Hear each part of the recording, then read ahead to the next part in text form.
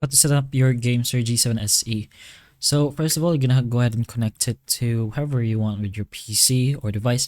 So on your controller, just go ahead and, if you're using the wired option, plug in the wire on the top of the controller very thoroughly. So the Type C plug, just go ahead and plug it on the slot on the top and make sure it's plugged in properly, like really pushed in, since there's a lot of issues where it doesn't work, but the only problem was they just didn't push the cable into the controller that well. But once you're sure it is, go ahead to your PC and just plug in the other end to any USB port, of course, and then it should automatically, detect.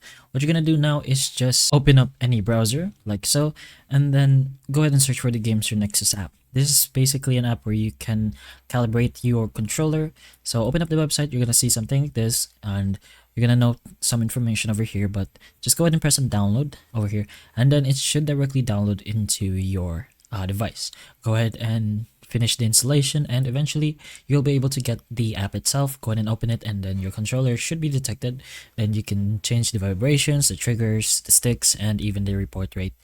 But that's pretty much how you set up your GameSir G7 SE. So hopefully the information of this video can help you, and if it can, please like and subscribe for more videos like this, and that's all.